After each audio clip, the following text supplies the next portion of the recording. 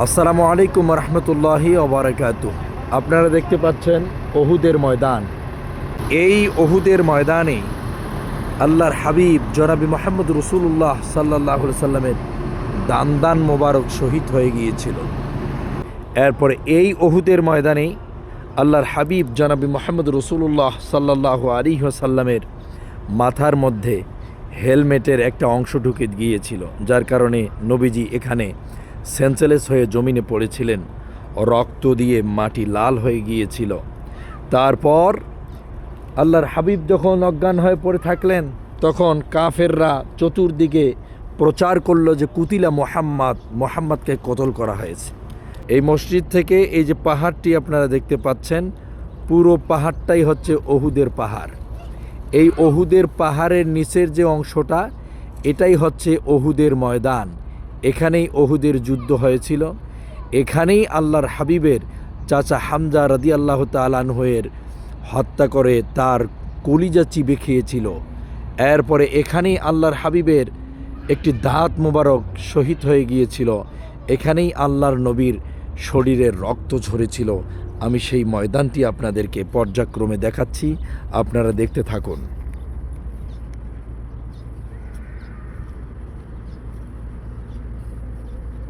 আমার প্রিয় ভাইয়েরা, আপনারা এই কথাগুলো বক্তাদের কাছ থেকে মাহফিলে, ইতিহাসে, এরপরে সভায়, সেমিনারে, আলোচনায় আপনারা এগুলো শুনে থাকেন। আজকে আপনাদের জন্য আমি নিয়ে আসছি এই জায়গাটার একটা চিত্র আপনাদের দেখানোর জন্য চেষ্টা চালাচ্ছি। আমি এই সেই ওহুদের ময়দানের বড় মসজিদটি, আমি সেখানে যাব অবশ্যই, তবে আরেকবার আপনাদেরকে দেখাচ্ছি।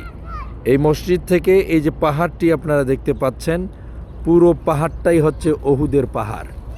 এই ওহুদের পাহাড়ের নিচের যে অংশটা, এটাই হচ্ছে ওহুদের ময়দান। এখানেই ওহুদের যুদ্ধ হয়েছিল। এখানেই আল্লাহর হাবিবের চাচা হামজা রাদিয়াল্লাহু তাআলা আনহুয়ের হত্যা করে তার কলিজা চিবে খেয়েছিল। এরপরে এখানেই আল্লাহর হাবিবের একটি দাঁত মোবারক শহীদ হয়ে গিয়েছিল। এখানেই আল্লাহর নবীর শরীরের রক্ত ঝরেছিল। আমি সেই ময়দানটি আপনাদেরকে পর্যায়ক্রমে দেখাচ্ছি, আপনারা দেখতে থাকুন।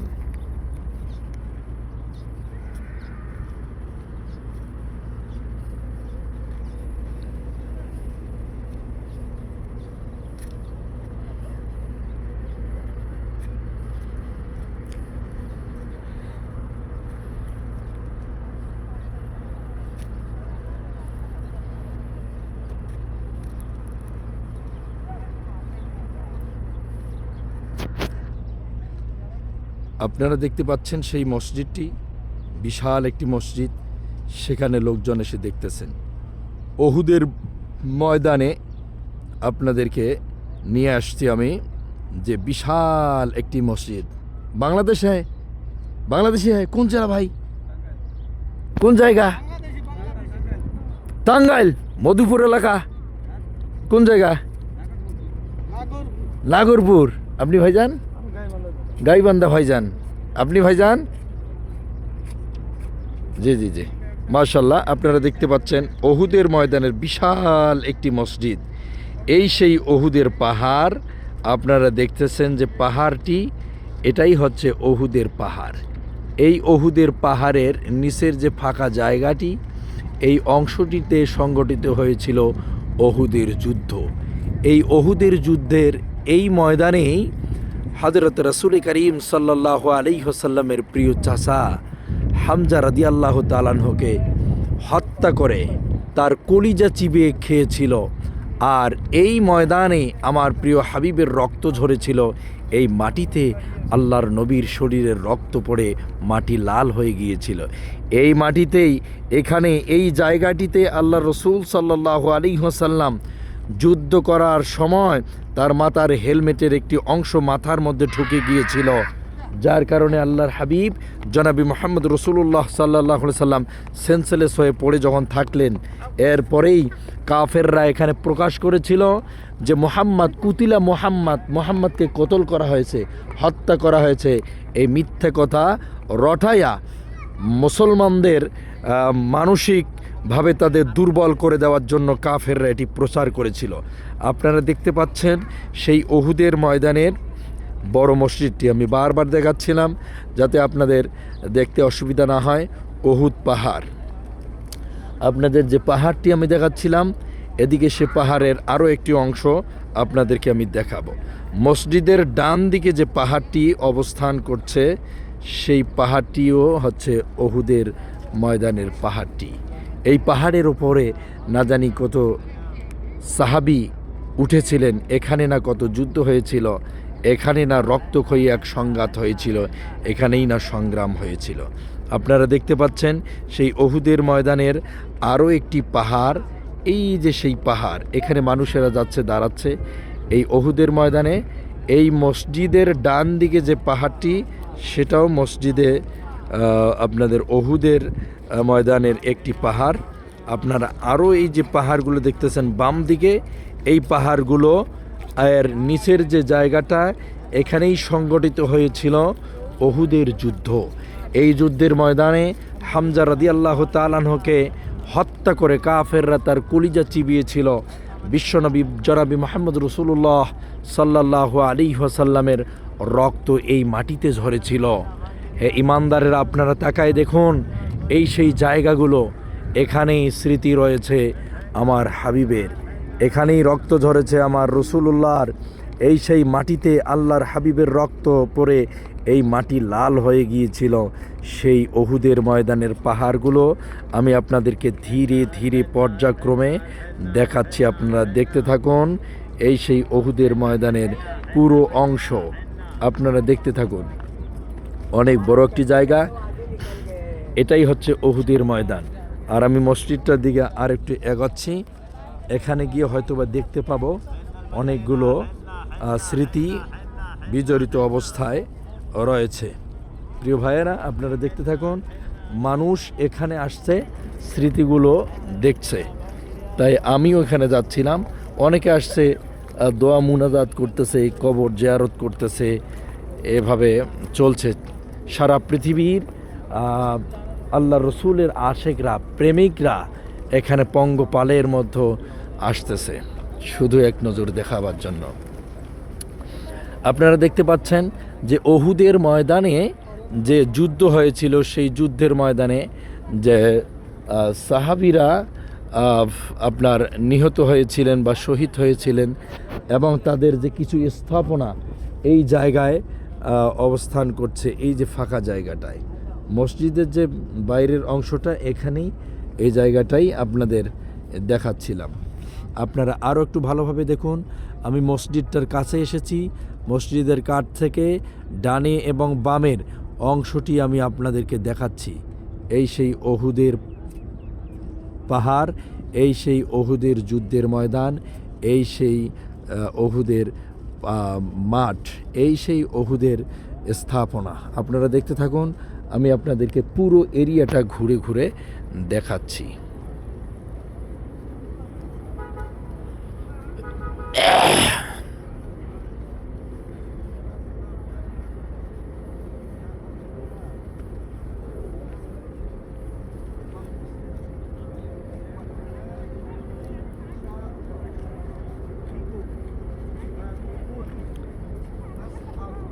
السلام عليكم يا أهل القبور من المسلمين والمسلمات برحمتك يا أرحم الراحمين. اللهم صل على محمد وعلى آل محمد كما صليت على إبراهيم وعلى آل إبراهيم إنك حميد مجيد. اللهم بارك على محمد وعلى آل محمد كما باركت على إبراهيم وعلى آل إبراهيم إنك حميد مجيد. اللهم بارك على محمد وعلى آل محمد كما باركت على إبراهيم وعلى آل إبراهيم إنك حميد مجيد. আপনারা দেখতে পাচ্ছেন সেই উহুদের ময়দানের জায়গাটা, তার নিচের যে স্থাপনাগুলো, এগুলো আমি আপনাদেরকে দেখাচ্ছি। উহুদের ময়দান।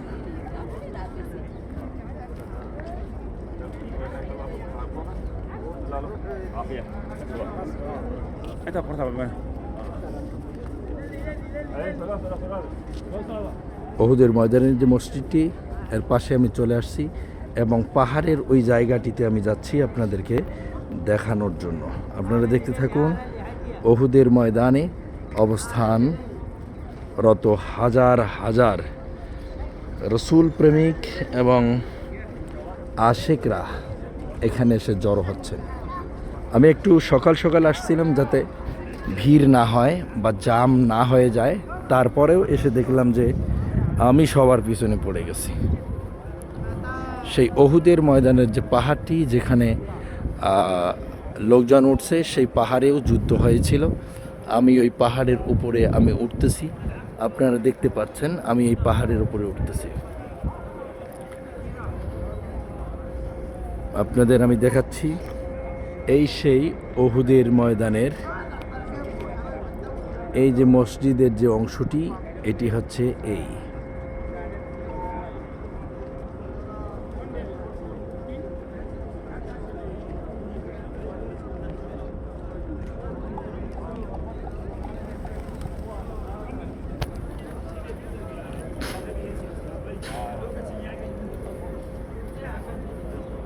আপনারা দেখতে থাকুন, আমি সেই পাহাড়ের উপরে যাচ্ছি এবং আপনাদেরকে দেখাচ্ছি। আমি হাঁটতে পারতেছি না, পায়ের ব্যথায় নড়তে পারতেছি না।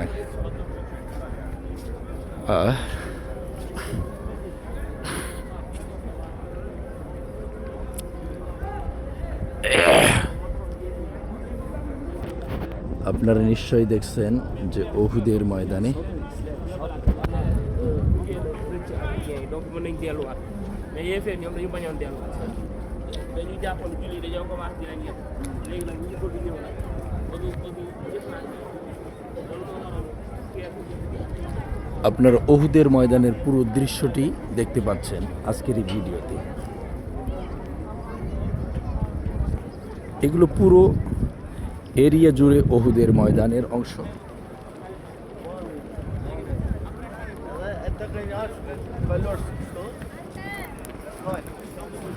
আমি এবার উহুদের ময়দানের একটি পাহাড়ের উপরে উঠে ওই সূরা থেকে আপনাদেরকে আমি দেখানোর চেষ্টা করছি। আপনারা দেখতে পাচ্ছেন সেই এরিয়াটা আমি পুরাটাই আপনাদেরকে দেখালাম।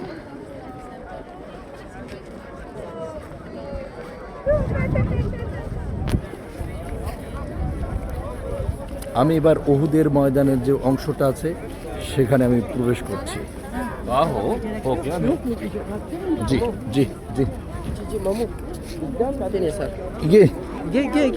মানে ওই ওই জি মাশাআল্লাহ জাযাকাল্লাহ জাযাকাল্লাহ জি মাশাআল্লাহ মাশাআল্লাহ।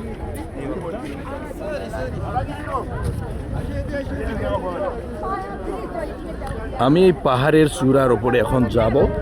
আপনারা দেখতে পাচ্ছেন যে আমি পুরা উহুদের ময়দানের দৃশ্যটি আপনাদেরকে দেখাচ্ছি।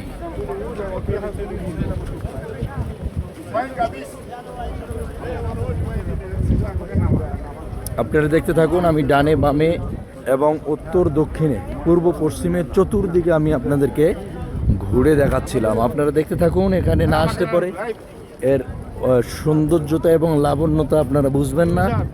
এখানে আসলে আপনি এই যে আমরা উহুদের ময়দানে অংশগ্রহণ করতে যাচ্ছি। বাংলাদেশি ভাই, কোন জেলা ভাই? টাঙ্গাইল জেলা। হ্যাঁ জি ওকে জি। এখানে উহুদের ময়দানে মানুষেরা অংশগ্রহণ করছে। হাজার হাজার আল্লাহ রসুল এবং রসুল প্রেমিক আশিকরা আসছে শুধুমাত্র এক নজর এই উহুদের ময়দান, যেখানে হামজা রাদিয়াল্লাহু তাআলা আনহুকে হত্যা করে তার কলিজা চিবিয়েছিল এবং কাফেররা বিশ্বনবীকে আক্রমণ করে তার দান মোবারক শহীদ করে দিয়েছিল। আর তার মাথার মধ্যে হেলমেটের একটি অংশ ঢুকেছিল, যার কারণে প্রিয় হাবিব জনাবে মুহাম্মদ রাসূলুল্লাহ সাল্লাল্লাহু আলাইহি ওয়াসাল্লাম জি আসসালামু আলাইকুম ওয়া রাহমাতুল্লাহ জি ওকে মাশাআল্লাহ খুব সুন্দর করেছে এখন উহুদের ময়দানে এই যে দৃশ্য এবং সৌন্দর্যতা, এটা এখানে এটা খুব সুন্দর করেছে তারা। আপনারা দেখুন উহুদের ময়দানের পাশের যে জায়গাটা, আমরা আবার সেই পাহাড়ের উপরে উঠব, যেই পাহাড়ে যুদ্ধ হয়েছিল, আল্লাহর হাবিব করেছিল, আমরা সেই পাহাড়ে উঠেছি। কথা বলেন ঠিক কিনা? ए यह है भाई, आए इधर ये पहाड़ क्या है? জবল রুমা, জবল রুমা, কি এটাই? জবল রুমা, জবলে রুমা, রুমা। এনে কি হয়েছিল? এই ওই যুদ্ধ, যুদ্ধ হয়েছিল, এই, ওই। ফাইটিং হয়েছিল, কে কে হয়েছিল? এনে হয়েছিল যে ওকে। প্রিয় ভাই, হ্যাঁ আপনারা দেখতে পাচ্ছেন আমরা ওহুদের ময়দানে প্রবেশ করেছি। এই সেই পাহাড়, যে পাহাড়ের ওপরে যুদ্ধ সংগঠিত হয়েছিল। এখানেই হামজা রাদিয়াল্লাহু তাআলা আনহু, অর্থাৎ প্রিয় রাসূল সাল্লাল্লাহু আলাইহি সাল্লামের চাচা হামজা রাদিয়াল্লাহু তাআলা আনহুকে হত্যা করে তার কলিজা চিবিয়েছিল কাফের। এরপরে আল্লাহর হাবিবের দন্দান মোবারক শহীদ করেছিল। সেখানে আপনারা দেখতে পাচ্ছেন আমরা উঠছি, যে এই পাহাড়ের চূড়ায় আমরা উঠে গেছি। এই পাহাড়ের উপরে আপনার যুদ্ধ হয়েছিল। এগুলো তো পুরা পাথর পাথর, এই পাথরের উপরে যুদ্ধ করলো কেমনে কিছু বুঝি না। পাহাড় হ্যাঁ, মাশাআল্লাহ। এই পাহাড়ের উপরে, পাহাড়ের চূড়ায় আমরা দাঁড়িয়েছি, আর সেখান থেকে আমাদের সাথীরা এসে বক্তব্য প্রদান করছে যে আসলে এখানকার এখানকার পরিস্থিতি কি, এখানকার বিষয়বস্তু কি, এইটাকে নিয়ে আপনারা দেখতেছেন যে আমি দেখাচ্ছিলাম যে আসলে এখানে যে যুদ্ধটি সংগঠিত হয়েছিল সেটা আপনার এই আমাদের মুআল্লিম সাহেব দেখাচ্ছিলাম। আল্লাহ রাসূল বলেছে তোমরা এইখানে থাকবে, যুদ্ধ হয় মরি না হয় যদি বিজয় হয় আলহামদুলিল্লাহ, আর যদি আমরা পরাজয় বরণ করি তাহলে তো করলাম, কিন্তু তোমরা এর দিয়েই লড়বে না। আর কাফির তো পাহাড় আছে, হ্যাঁ আগের যুদ্ধটা ছিল এরকম, একটা কোনো মানুষ আমি যে যুদ্ধ হয়েছে ওইখান থেকে অমুক তোর বেটা অমুক হয় তোর বাপের ক্ষমতা আমি দেখি, তখন নিচে নামতো, তখন তো তলোয়ার ভাঙা ভাঙি করে যুদ্ধ। মানে নিরপরাধ কোনো মানুষকে তারা কাপে হলেও মারতো না, একসাথে বিচল করে মারিনি, তারা মারে না। তোর বুকের পাটা আছে, এরকম কোনো পরীক্ষা করো, এরকম পরীক্ষা হয়। আপনারা দেখতে পাচ্ছেন আমাদের মুআল্লিম সাহেব আমাদের এই পাহাড়ের উপরে যুদ্ধের যে বিষয়টা সেটা উনি বুঝাচ্ছিলেন সুন্দরভাবে, যাতে এরা বুঝতে পারে সেই বিষয়টা তুলে ধরছেন। প্রিয় ভাইয়েরা, আপনারা দেখুন আমি যে পাহাড়ের উপরে দাঁড়িয়ে আছি, সেই পাহাড়ের উপরে দৃশ্যটা এখানে বুঝাচ্ছিল আমাদের এই সেই মুআল্লিম সাহেব।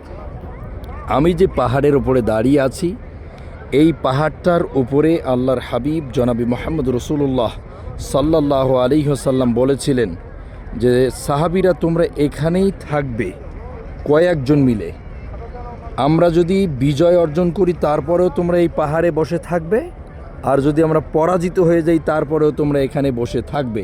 এই সেই জায়গাটা, এখানে বসতে বলছিল।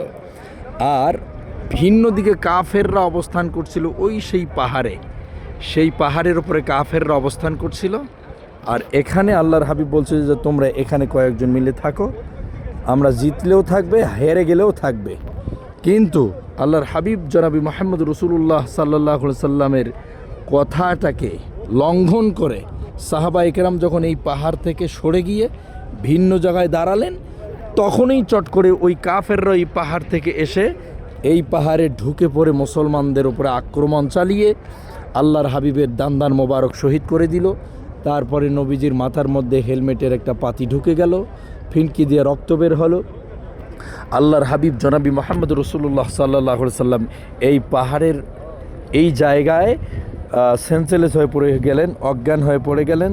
তখন কাফেররা এর আশেপাশের বিভিন্ন বিস্তীর্ণ এলাকার যে জায়গাটা আপনারা দেখতে পাচ্ছেন, এগুলোতে প্রচার করে দিল যে কুতিলা মুহাম্মদ, আমরা মুহাম্মদকে কতল করে দিয়েছি, হত্যা করে দিয়েছি। তখন এর আশেপাশে যে সাহাবীরা ছিল তখন তারা মানসিকভাবে দুর্বল হয়ে গেল। আমার প্রিয় ভাইয়েরা, ওই সুযোগেই ওই যে পাহাড়টি আপনারা দেখতে পাচ্ছেন না, এই পাহাড়টি থেকে কাফেররা নেমে এসে এই যে মুসলমানদেরকে এর আশেপাশে চতুর্দিকে যে পাহাড়গুলো আপনারা দেখতে পাচ্ছেন, এই পাহাড়ের চূড়ার আশেপাশে যে মুসলমান সাহাবীরা যারা এখানে অবস্থান করছিলেন তাদেরকে শহীদ করে দিল, মেরে ফেলল। এরপরে কি হলো, আল্লাহর হাবিব একদিকে দান্দান মোবারক শহীদ, আর একদিকে আল্লাহর হাবিব জনাবে মোহাম্মদ রসুল্লাহ সাল্লাহ সাল্লামের চাচাকে হত্যা করে তার কলিজা চিবিয়ে খাইল ওই পাহাড়ের ওপরে থাকা কাফের। এরপরে আল্লাহর হাবিব পরে যখন থাকলেন তখন ভিন্ন দিকে তারা প্রচার করলো কি যে কুতিলা মোহাম্মদ, আমরা মোহাম্মদকে কতল করে দিয়েছি। এরপরে আর কি হলো, আল্লাহর হাবিব জনাবি মোহাম্মদুর রসুল্লাহ সাল্লাল্লাহু আলাইহি ওয়াসাল্লাম এখানে নির্যাতিত নিপীড়িত হয়ে গেলেন। সেই কথাটাই উনি বোঝাচ্ছিলেন। সেই পাহাড়, এই পাহাড়ের ওপরেই সাহাবীদেরকে বসতে বলা হয়েছিল, কিন্তু তারা না বসে ভিন্ন জায়গায় সরে যাওয়ার কারণে, নেতার আনুগত্য না করার কারণে, এতাত না মানার কারণে তাদের বড় সর্বনাশ হয়ে গেল। এরপরে আমি ওই পাহাড়ের চূড়াটার উপরে আপনাদেরকে উঠে এবার দেখাবো। আমি সবচেয়ে বড় উপরের চূড়াটা সেখানে উঠছি।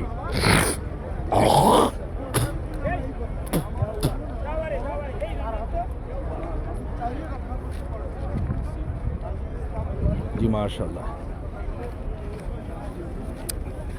আপনারা দেখতে থাকুন। আমি সেই ওহুদের পাহাড়ের চূড়ার মধ্যে আমি উঠতেছি। আপনারা দেখতে থাকুন। ওহুদের পাহাড়ের সবচেয়ে বড় চূড়াটির মাথার মধ্যে গিয়ে আমি দাঁড়াবো। গতকালকে বদরের সবচেয়ে বড় ফেরেশতা নাজিল হওয়ার যে পাহাড়টি ছিল সেখানে আমি গিয়েছিলাম। আজকে আমি আপনাদের ওহুদের ময়দানের সবচেয়ে বড় যে পাহাড়টি সেখানেই আমি উঠতেছি। আপনারা দেখতে থাকুন। এবার দেখুন আমি কত ঝুঁকি নিয়ে এখানে উঠছি। এবার দেখুন কত ঝুঁকি নিয়ে আরেক ভাই উঠতেছে, কঠিন এক অবস্থা। এই পাহাড় কেমন করে সাহাবায়ে কেরাম যুদ্ধ করলো আমার তো মাথায় আসে না রে ভাই। এতে দেখেন পাহাড়ের অবস্থা, এখানে আবার যুদ্ধ করে কেমনে। যেখানে উঠায় বড় দুষ্কর ব্যাপার, সেখানে যুদ্ধ করে কেমনে আপনি চিন্তা করেন।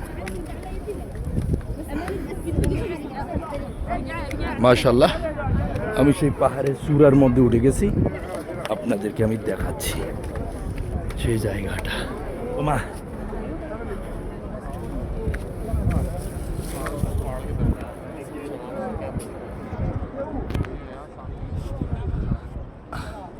আপনারা দেখতে পাচ্ছেন যে পাহাড়টি আমি দেখাচ্ছিলাম, ওখানে কাফেররা ছিল। আর আল্লাহর হাবিব জনাবি মোহাম্মদ রসুল্লাহ সাল্লাহ সাল্লাম ওই যে ছোট নিচের পাহাড়টির ওপরে সাহাবীদেরকে বসতে বলেছিলেন, আর বলছিলেন যদি আমরা হেরে যাই অথবা জিতে যাই তোমরা এখানেই অপেক্ষা করবে। সাহাবা ইকরাম বিশ্বনবীর কথা লঙ্ঘন করে তারা ওখান থেকে সরে যাওয়ার কারণে ওই যে পাহাড় থেকে কাফেররা আক্রমণ চালিয়ে এখানে মুসলমানদের বিপর্যয় ঘটিয়ে দেয়। আর এখানে হামজা রাদিয়াল্লাহু তাআলা আনহুকে তারা হত্যা করে এবং তার কলিজা চিবিয়ে খায়। এরপরে নবীজির মাথার মধ্যে হেলমেটের পাতি ঢুকে যায়, দান্দান মোবারক শহীদ হয়ে যায়। এখানে নবীজি যখন সেন্সলেস হয়ে পড়ে থাকেন তখন এরা প্রচার করলো কুতিলা মোহাম্মদকে কতল করা হয়েছে। এই কথা শোনা মাত্রই সাহাবা ইকরাম মানসিকভাবে দুর্বল হয়ে গেলেন। এই সুযোগে কাফেররা আক্রমণ করে মুসলমানদের শেষ করে দিল। অতএব মুসলমানদের নেতার আনুগত্য করতে হবে, এটা মানতে হবে, না হলে বড় সর্বনাশ আছে। আপনারা দেখতে থাকুন। ওহুদের সবচেয়ে বড় পাহাড়ের ওপর থেকে আমি আপনাদেরকে ভিডিওটি করে দেখাচ্ছি।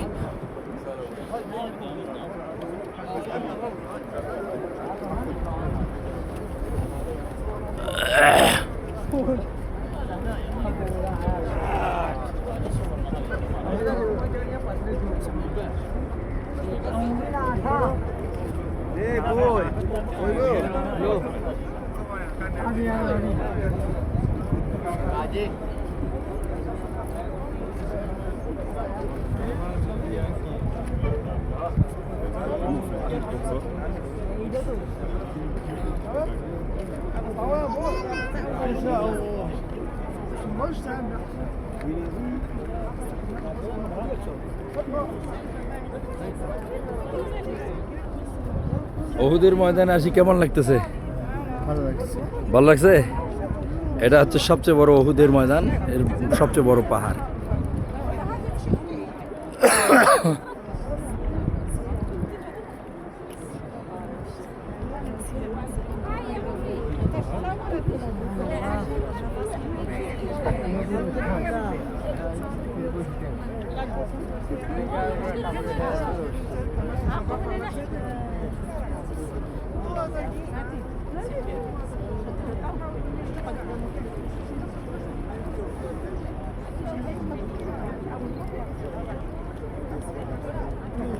আপনারা দেখছেন ওহুদের সবচেয়ে বড় পাহাড়ের চূড়ার মধ্যে আমি দাঁড়িয়েছি। দেখেন ও পারে আপনারা দেখুন এখানে আমাদের সাথীগুলো আসছে, সঙ্গী সাথী, এই যে বিপ্লবী ভাইও সাথে আছে আমাদের, মাশাআল্লাহ। ইনশাআল্লাহ।